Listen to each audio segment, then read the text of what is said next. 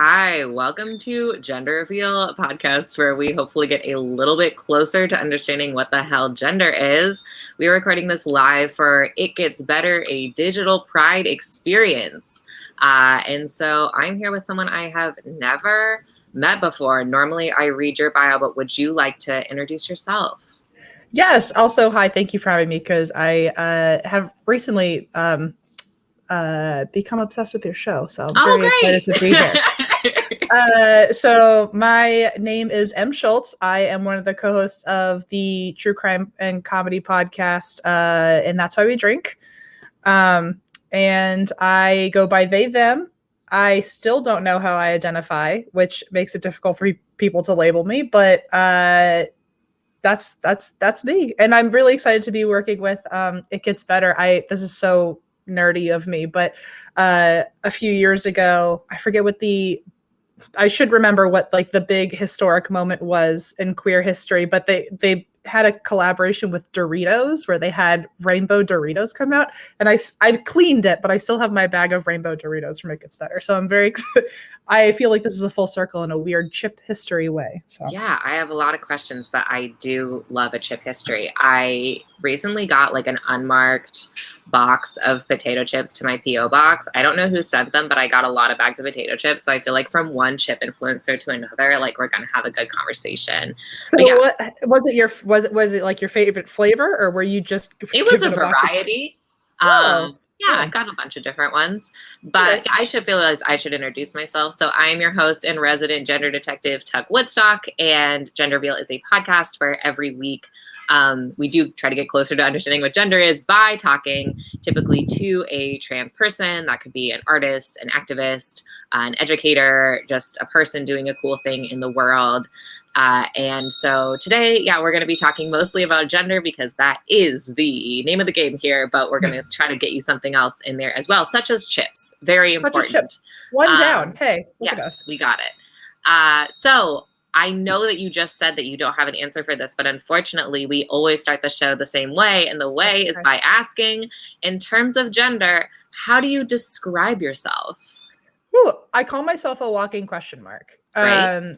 And I guess if I had to pick between a flag right now, I'm between non-binary and gender queer. They just feel like the most gray spaces right now on the spectrum for me. And I've been going through this for the longest time trying to figure out how I identify, and I have no clue. I've spent many years also thinking I was completely trans, but I'm noticing as the world is growing and as definitions are coming out and there's more and more specific words for feelings, all of a sudden I'm like, oh, I'm not just a polar opposite somewhere on the spectrum. So I'm trying to figure out where in the middle I fall.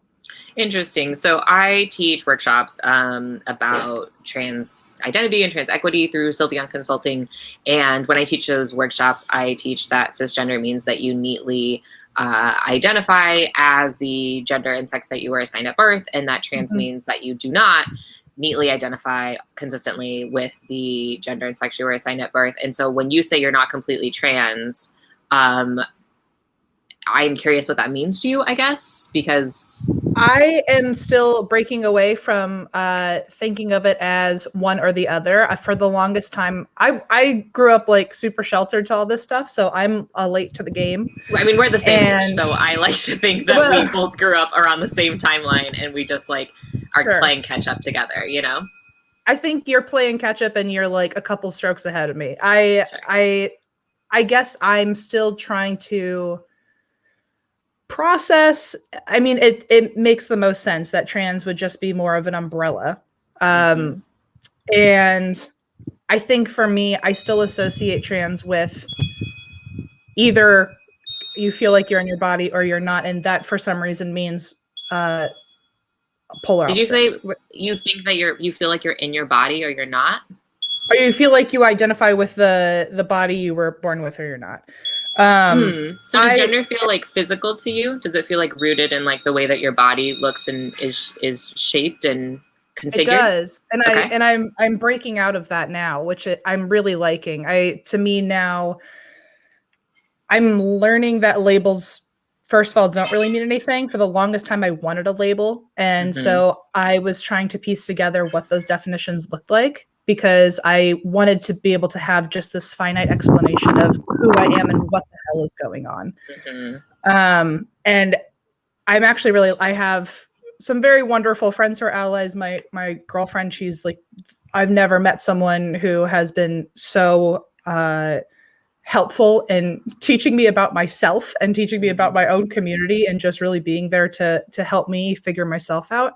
And I'm learning that like a label shouldn't matter. I still feel like I need one, and therefore I'm still searching. But I guess the best way to describe my experience is I feel like I wish I was in a more masculine body. I don't want to be identified as a man or seen as a man, but I also want to look like a man. I mean, this is what my problem is. I have no idea. I mean, I think that that's normal. And this podcast is supposed to be me asking you questions and not me talking at you. So if you feel like I'm talking at you too much, you can just be like, ask me another question. It's fine. I'm here for help. So please go for it. I mean, I think that I made a joke the other day because I have a friend who was saying something like, you know, I'm not like a woman, but also like, I don't want to be seen as a man. And I think that there's actually I'm not a woman, but I don't want to be seen as a man to I'm a boy pipeline. Because I think that even though misogyny runs rampant in our communities and we like, you know, people who aren't assigned female at birth are like being seen as a woman is like an affront to my masculinity, blah, blah, blah. I still think that the reverse can also be true, in that those of us who are oppressed by patriarchy, we're all oppressed by patriarchy, but those of us who are like experience misogyny or have experienced misogyny, don't want to be a part of patriarchy because we know that it oppresses people. And so it can be really difficult to be like, I have been hurt by men. I have been hurt by the concept of men. I have been hurt by patriarchy. I don't want to perpetuate patriarchy. And yet like, there's something about masculinity that calls to me, even though masculinity has also hurt me. And I think it can be really difficult to recognize within ourselves that it's possible to like move towards a more masculine, whatever expression, like way that we act and move and think and feel in the world, or just see those things that were in ourselves the entire time, and also at the same time be like, I can have masculinity, I can be seen in a certain way without like perpetuating like what I don't like about the concept of manhood. So my friend Max has a tweet that says like he, him, as in like, look at that, like there's a dog and it's like, look at him go, not he, him, like a man. And I feel like that's the energy that like a lot of people are like, yeah, I feel like there's something about masculinity that resonates with me. But if you tie that to the word man, it becomes like absolutely intolerable. And I think there's a lot of, trans men who feel that way. So I could see that.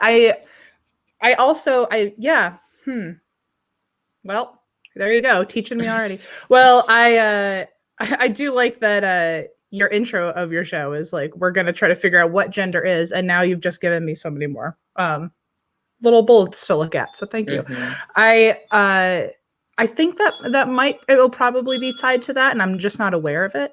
I feel like I have always looked at gender as more what your aesthetic is, which I don't really feel anymore. But when I first started out on what I call my gender journey, I feel like gender I was looking more at, I don't know what the difference in my mind between aesthetic and expression is, because now I'm more focused on just like how I'm expressing myself, how I look, how it aligns with my happiness.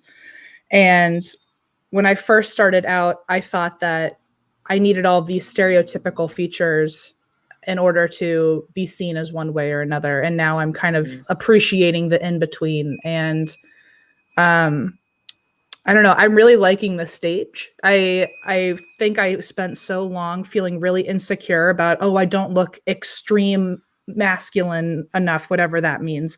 I didn't look I was getting clocked in ways I didn't want. I was hoping that I was seen a different way in public. And now this last couple of years has been more about my own self-love versus just trying to make other people happy and in my appearance and how I'm seen.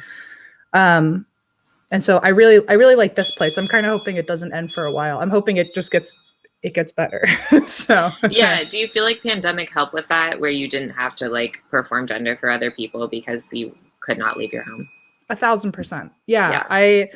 I'm sure I'm not the only person who feels that way, but there really was something very wonderful about something terrible about being in your home, but there's also something really wonderful about being in your home for so long and just having nobody look at you and you just kind of fall into what your natural state would be anyway, and without judgment. And so I've actually, while I've been going outside now after I'm vaccinated, it has been really interesting. So for some reason, there's a new wave of confidence in me where I'm like, oh, I just look how I'm supposed to, which is I had never really thought that way before. That's great. Yeah, amazing. Do you feel like your expression changed during pandemic, or do you feel like just the way you thought about expression changed? Oh, that's such a good question. I think my personal expression changed. I used to be really secure about the more feminine behaviors that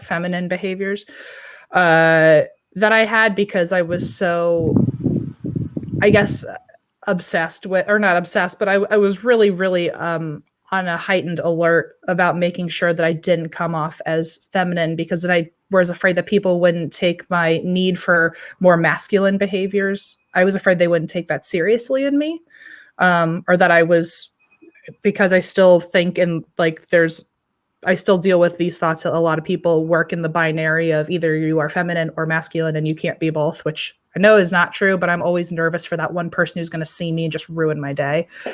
And, but now, while I've been home, I've embraced more of my quote feminine behaviors or interests, or, parts of me that I was trying to suppress for other people. So, it's kind of a long-winded answer, but yeah, I definitely think my gender expression has improved, or at least my feelings in my own expression.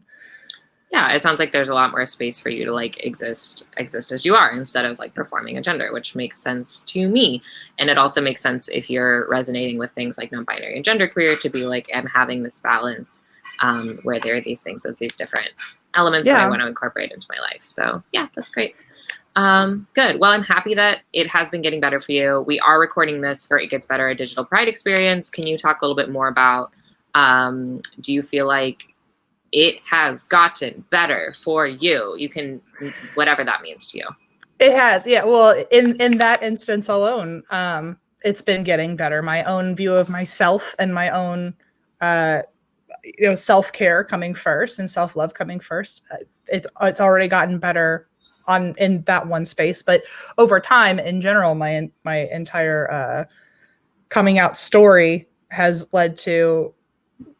I'm really lucky in that I've had some really wonderful experiences come out of me being who I am and being my authentic self. And when I first came out, again, I grew up in kind of a more sheltered, conservative area, and also, more of a time where it wasn't acceptable to be anything other than cisgender, heterosexual. Mm-hmm. That's it.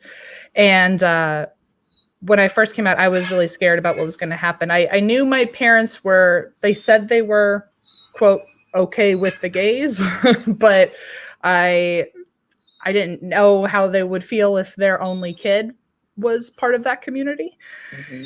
And I'm really lucky that when I came out originally as gay, they were very accepting. The struggle really came when later down the road, I realized that it wasn't my sexuality that was ever something I was confused about. It was my gender the entire time.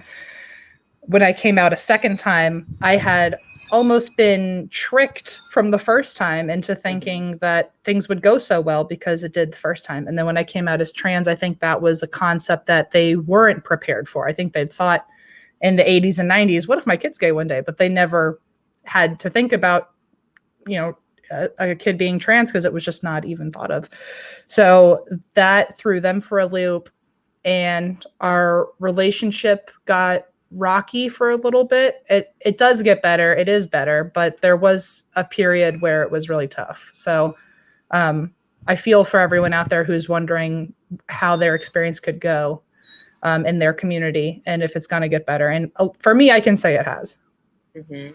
Yeah, I'm curious, and like you don't have to talk about this at all if you don't want to, but I'm curious like what coming out looked like when you're like, I still don't know what my gender is. You know, what kind of drove you to talk about it when you're like, I don't actually know what this is? I had a girlfriend, and she and the one that I'm still dating, and I can't think of a more amazing ally. She's just the best. And she's not just for the queer community. She's like all over the place. She is, I can't think of a better person in most fields on protecting communities that need some help. And she was the first person to ever use pronouns for me that felt right. And I didn't want to put her in a situation when she met my parents where she would have to misgender me on purpose while I was in the closet. Mm-hmm. And so I almost got forced into coming out before I was ready, just because I didn't want her to be put in an uncomfortable situation, which I think she would have done it. But this was the first time I finally felt like myself around somebody. And I didn't want to get them messed up in my mix. So, yeah, because I think also I needed the push. I don't think if I was with someone who was going to be such a rock for me, I don't think I would have done it. Absolutely. So has the way that you think about the words and labels you use to describe your sexual orientation changed once the way that you thought about gender changed? I think so. I've been so focused on gender. I've just never looked back, I don't think, on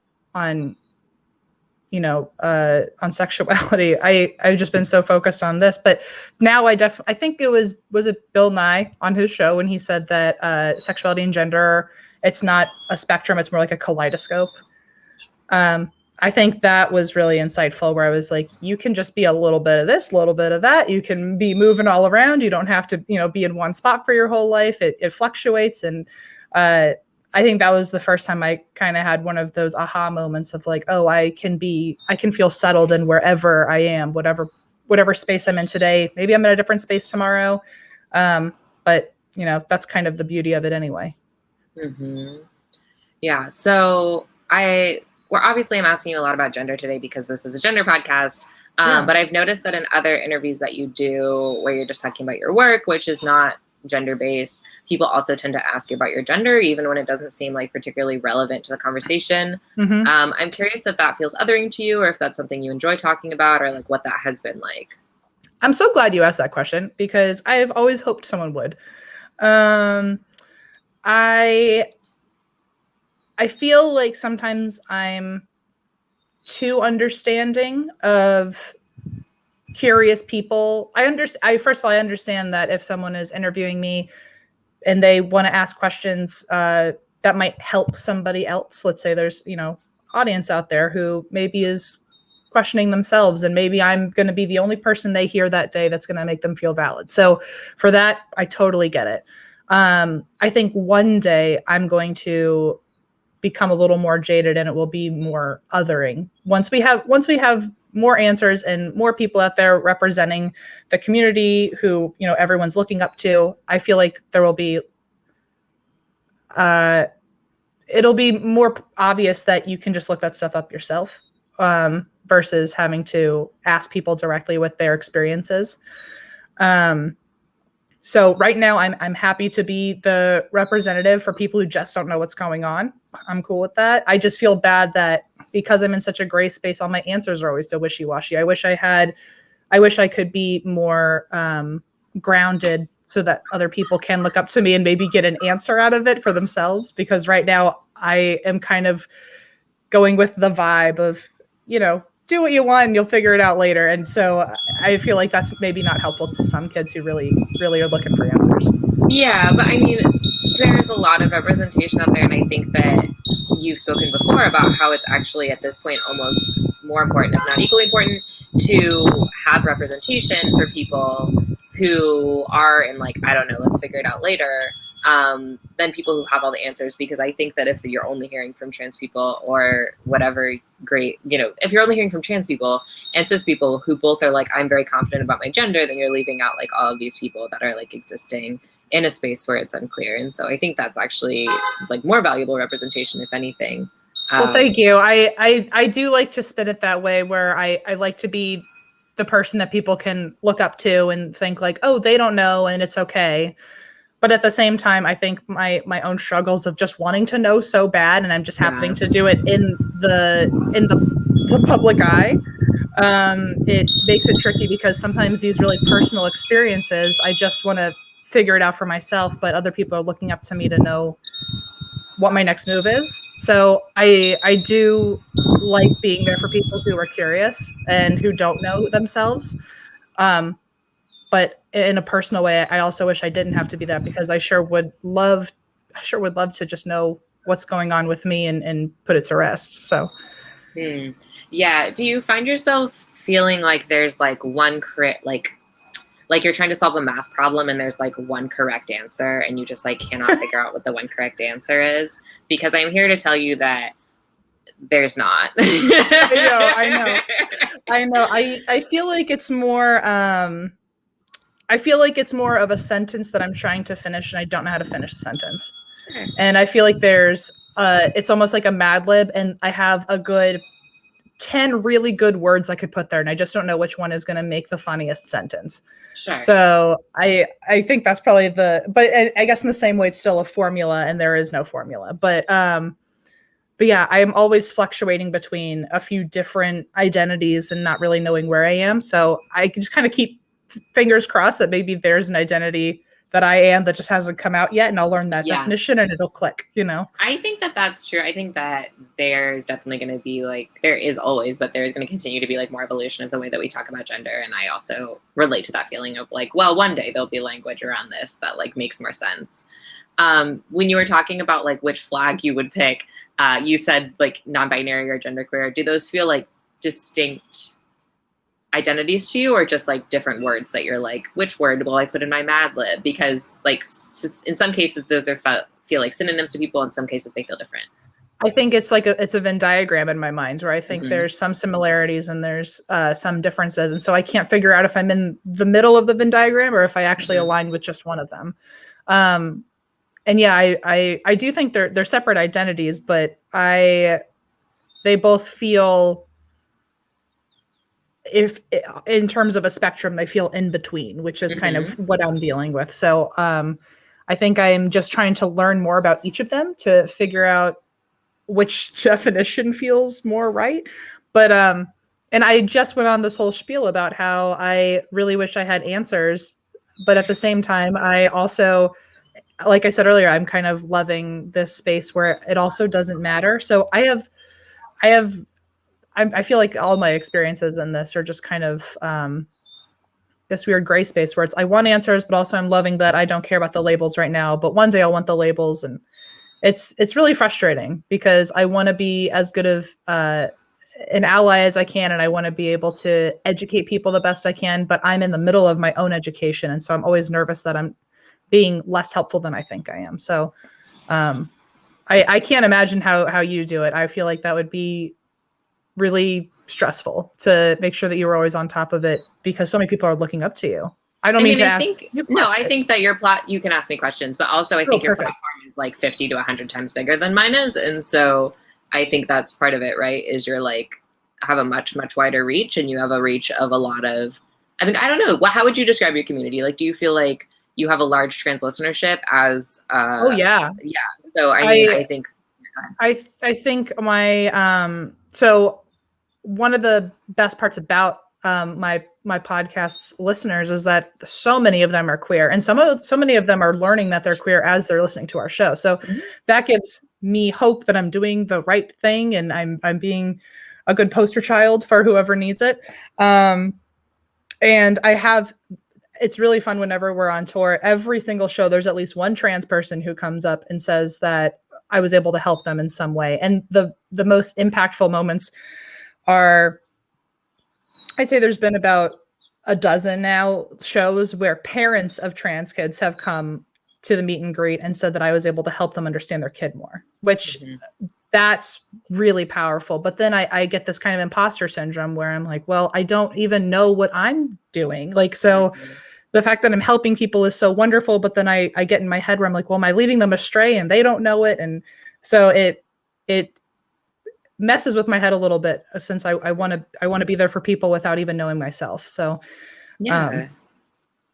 Yeah, that sounds really challenging. I do think a lot about people who are transitioning in the public eye, and like it does seem like really, really difficult. I know, so I have been doing a gender journey for like the 4 years that I've been doing this show. And you can go back to early episodes, and there are people who start the show by listening to the early episodes. And I'm like, what if you didn't? Like, what if you listen to the new episodes where I know what I'm doing and I know who I am? And they're like, no, I must start at the beginning where it's bad. And so I know, like, for you, if you start at the beginning, audiences will like hear you getting misgendered. And so, I wonder, like, have you ever thought about like, wow, what if we just didn't have those episodes up anymore? Does it feel important to you to sort of have that record?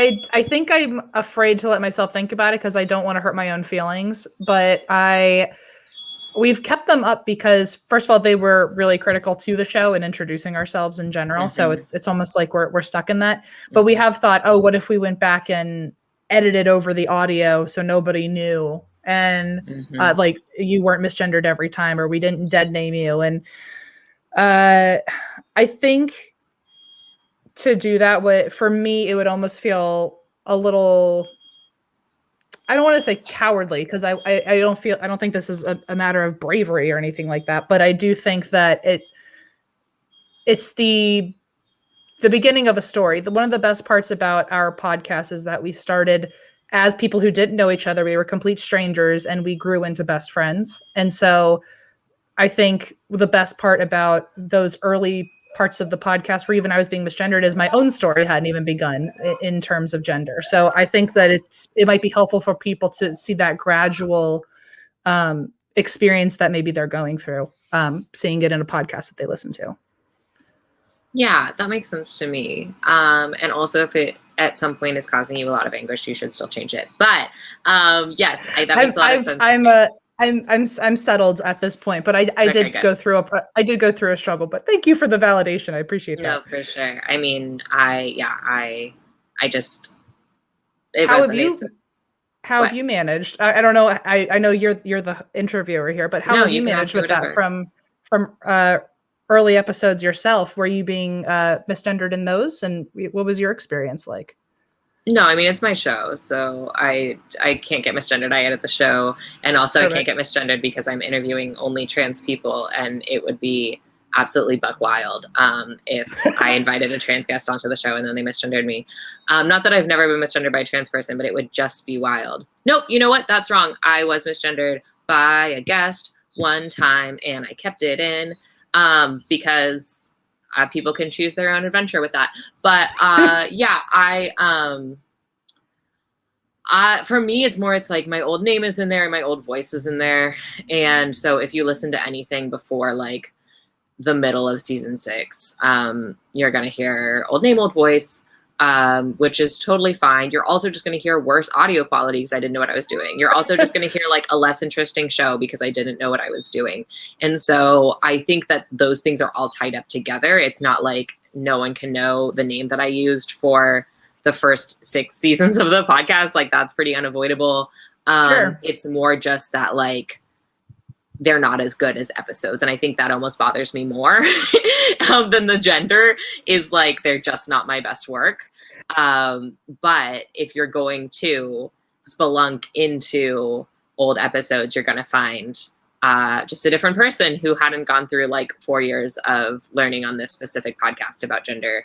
And I think that, like you said, it like the journey, both the gender journey and the just podcasting journey and the way that I think about gender as a concept rather than like my gender has changed, but also like the way that I think about gender has changed really dramatically.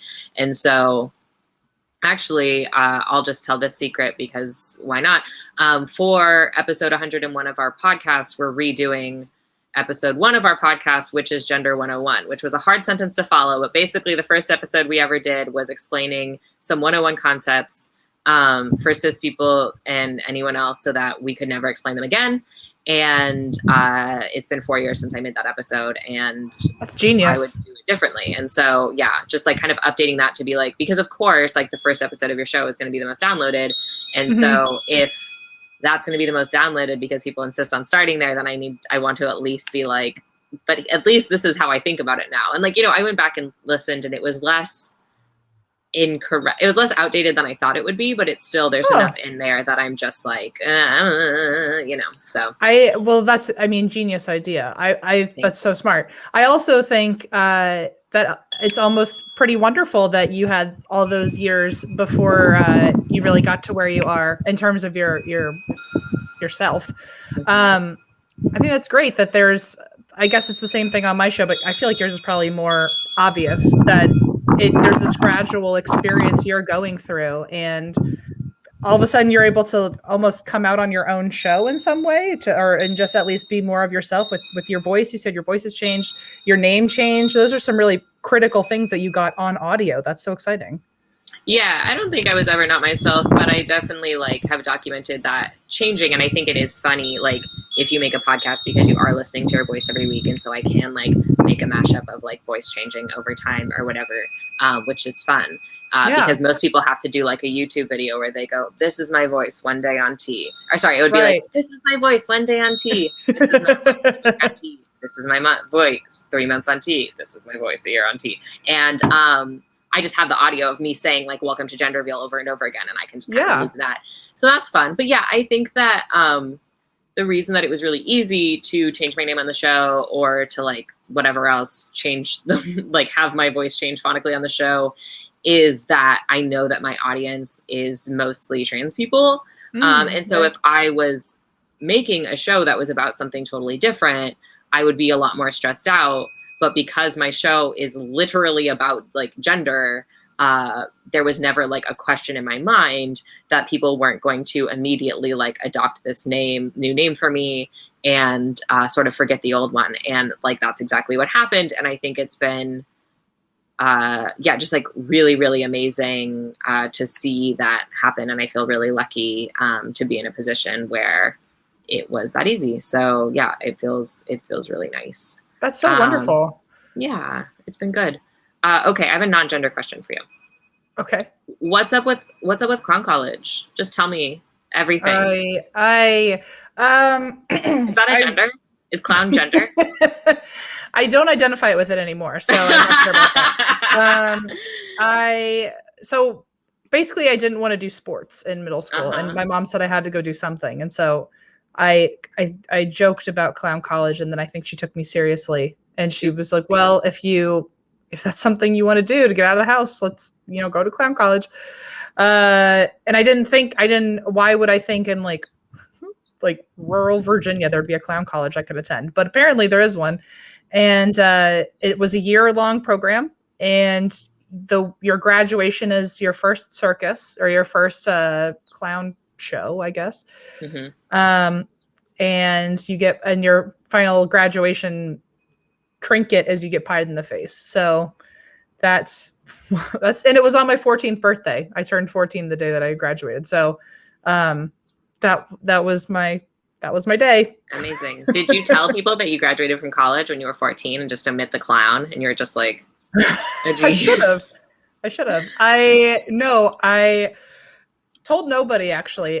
It leaked because I think probably one of my friends knew, or two of my friends knew about it. Or my mom was just telling everybody that she had gone to clown college.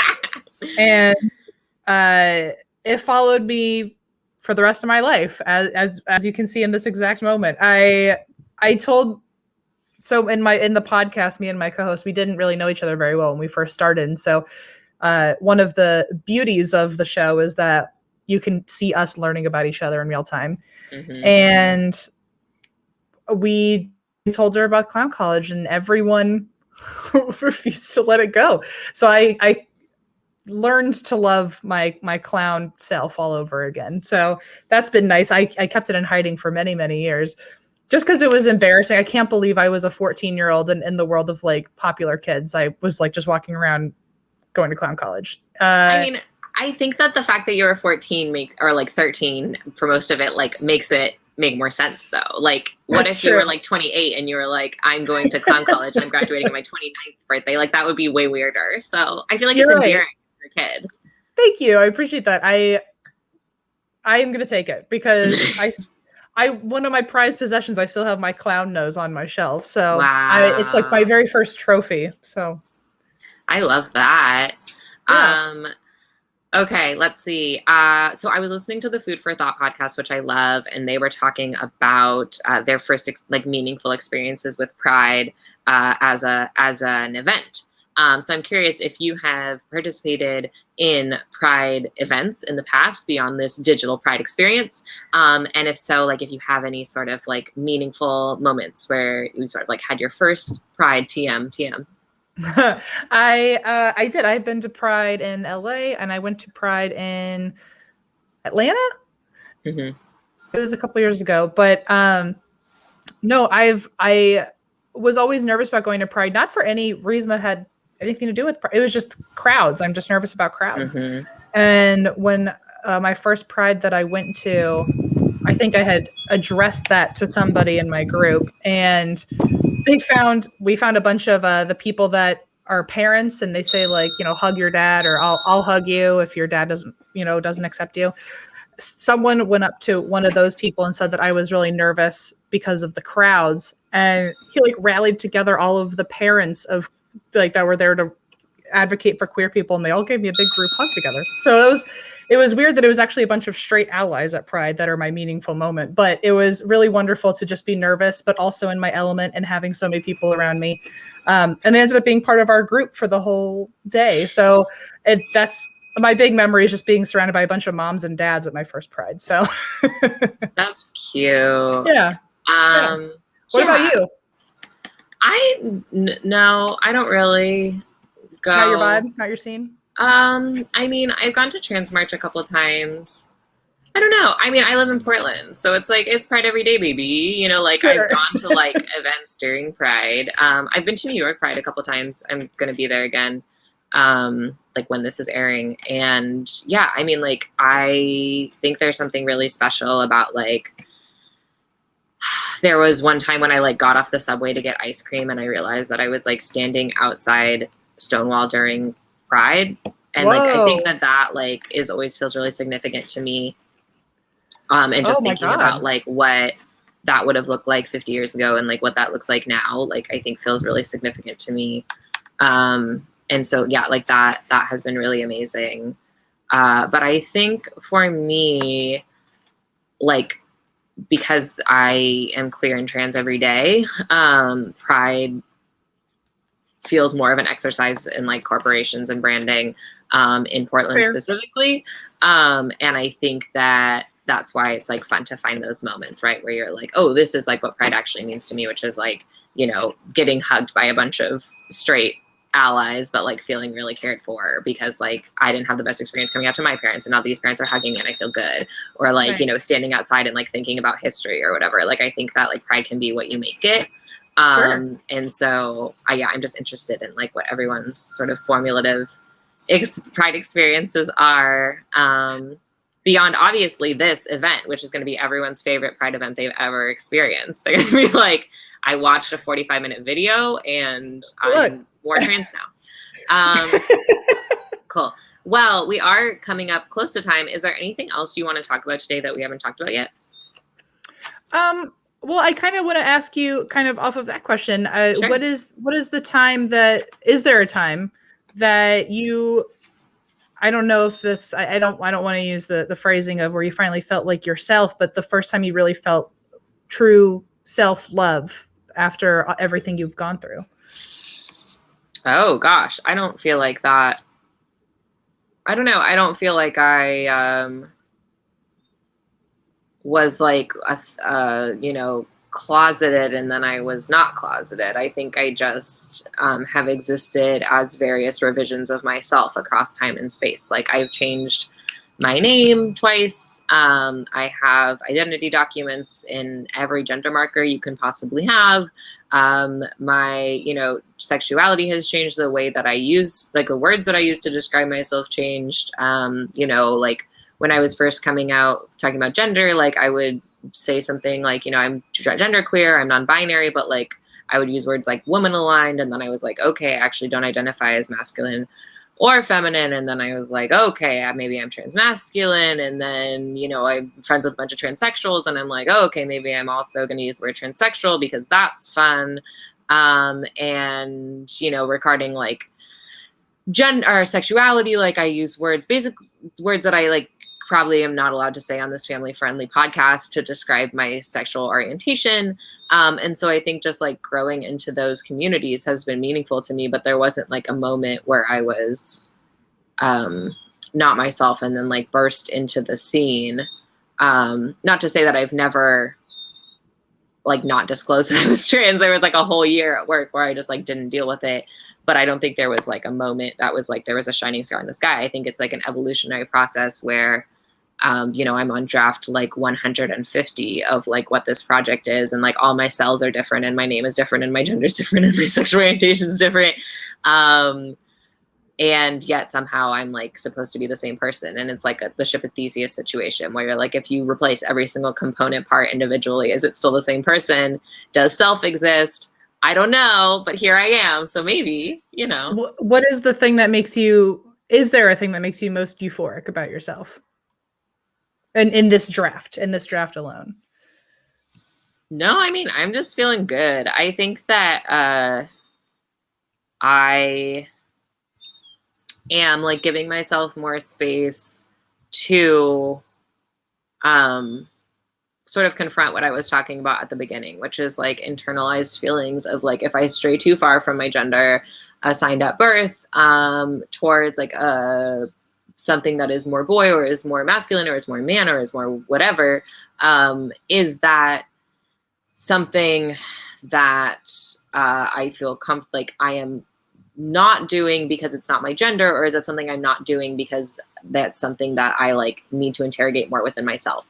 And so like a lot of what I was talking about with you is because it resonates with me and with a lot of people I know about sort of confronting like, oh, the desires that I have as a trans person or the desires that I have as a queer person, I have been taught my entire life are inherently shameful because of queer and transphobia. And if I remove the inherent shamefulness of desiring something beyond what I have previously had, is that selfish of me? Is that like demonic of me? Is that like terrible of me? Or is that just like a way to be a person in the world? And so I think just like giving myself increased space to continually unlearn those beliefs and continually relearn that like there is space for pleasure and joy in this world beyond what we were assigned. Even every time I think I know that, it turns out I still don't know that, and I still have to be told that again. And so I think just like continually giving yourself space to do what you want for yourself is like the most important thing that I continue to try to do every day with like various degrees of success. That's awesome. I mean, well, and also thank you for, it feels nice to talk one-on-one with somebody and kind of, I mean, I know our stories are a little different, but it's nice to know that I'm not the only person trying to unlearn the shame of what it means to have a little bit of everything and embrace it. And it's nice. I usually don't get a chance to talk to people walking kind of on the same journey. So thank you for educating me, by the way, because I'm still in learning mode. So yeah, I mean, there's literally like hundreds and thousands. So speaking of which, I'm going to do the plugs at the end of every episode, and then I'm going to ask you the last question. So thank you for everyone to joining us on this show. Actually, will you tell folks where they can find you on the internet first? Yeah, I'm at the Em Schulz as my personal, but then you can also find my podcast at and that's why we drink.com, and our social media is ATWWD podcast. Perfect. We are at genderpodcast.com, where you can find transcripts of every episode, as well as a bunch of other resources. We have starter packs for folks who haven't listened to the show before, where some of our favorite episodes are separated by interest. We are on Twitter and Instagram at genderveal. I am on Twitter at Tuck Woodstock and on Instagram at Tuck Woodstock Jr. And what else? We have merch, new merch every month. The way our merch program works is that we have a store where all of the designs are submitted by trans people, and at the end of every month we take the proceeds and split it between the trans artist and an organization of the trans person's choice. So that could be like Trans Lifeline, Trans Law Center, Okra Project Glitz, stuff like that. We have some good stuff for June, including stuff that says more kink at Pride, which is maybe not appropriate if you're a child listening, but I like it personally. And what else? Yeah, that's a lot of it. And I just want to really encourage everyone to listen to Em's show, which is delightful, and also Gender Reveal if you want to have more conversations about what the hell gender is. And if you are looking for community, like maybe Em is, about talking about gender, we have a Slack community at bit.ly/genderslack2, where it's just a bunch of trans people and some allies, or maybe trans people who are just chilling and supporting each other in being trans and learning more about themselves. And it's a space to try out new names, to try out new pronouns, and just talk about what you're going through. And so if anyone feels like that would be good for them, any age, you are welcome to be there. Okay, the way we always end the show is by asking, in your ideal world, what would the future of gender look like? Oh man, I think it would be, as Bill Nye said, a kaleidoscope. It already is, but I think I would want more people to embrace it. But everyone is a little bit different and everyone's a little bit the same in that way. So I think that's really perfect. That I would like to think that gender is either you completely know who you are, you don't know who you completely are, but no matter what stage you're in, or if that's your fixed position, you're just happy. And I think in a world with no gender, there would just be acceptance. Great. Well, thank you so much for coming on the show as this special live recording for the It Gets Better Digital Pride experience. And yeah, have a good rest of your Pride Month. Thank you so much for having me, and happy Pride to everybody.